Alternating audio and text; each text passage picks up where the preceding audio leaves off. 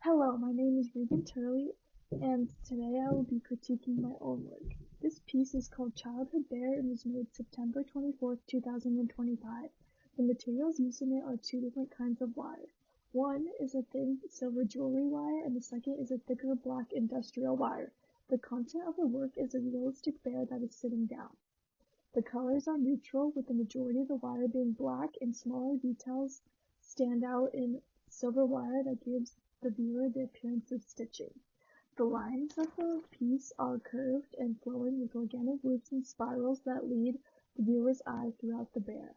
Circular shapes such as circles and ovals are repeated throughout, creating an overall harmony, while sections where wire has been repeatedly wrapped around itself give that area weight and emphasis. The imperfections of the wire give the bear a handmade human quality that furthers the appearance of a worn childhood bear.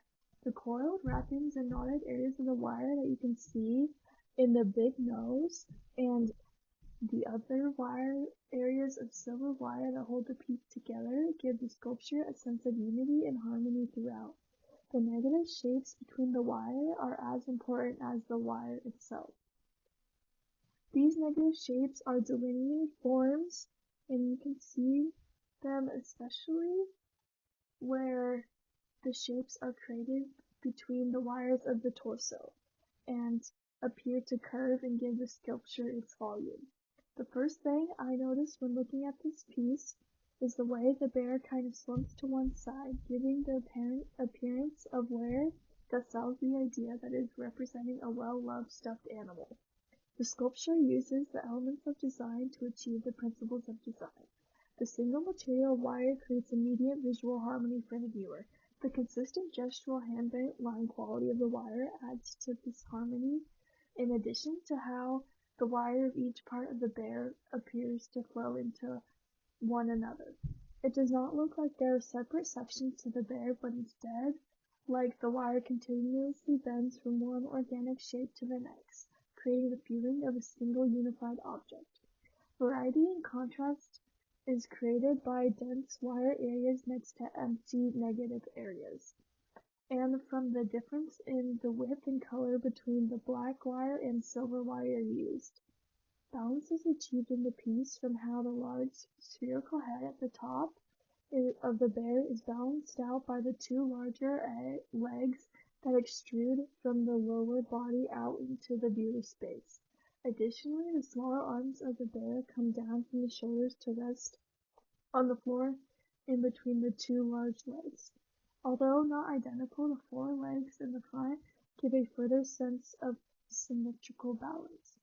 Rhythm and movement is achieved through the curved lines that appear almost like waves in the torso that move the viewer's eye up and all around through the shoulder to the head, back to the arms, and then down to the legs. Because of the hand-bent quality, the wire has an energy that allows the viewer to explore it and not leave the piece once the first look is completed. The focal point of the piece is the nose because it is the densest and darkest part of the sculpture, and it is surrounded by negative space that further draws attention to the nose. The viewer's eye is drawn in to the nose and then roams around the bear because of the curvilinear shapes that further bring the viewer's eye around. The head is slightly exaggerated and oversized in related proportion to the body and gives the sculpture a childlike quality. The elongated limbs also add to this effect. The size of the sculpture is the same as an actual stuffed bear, giving a sense of realism to the piece. The material allows for the focus of the work to be on the contour line that easily allows for the creation of curved organic shapes and forms. The work is accessible to the simple materials and minimal tools. Just pliers and hands are required. The work has simplified the shape of the bear to not be hyper-realistic, but is still representative.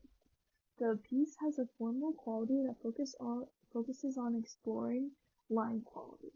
The artist wants to bring to mind the viewer's childhood by showing a stuffed bear. The piece hopes to draw on the viewer's nostalgic memories and bring their feelings to mind from their childhood.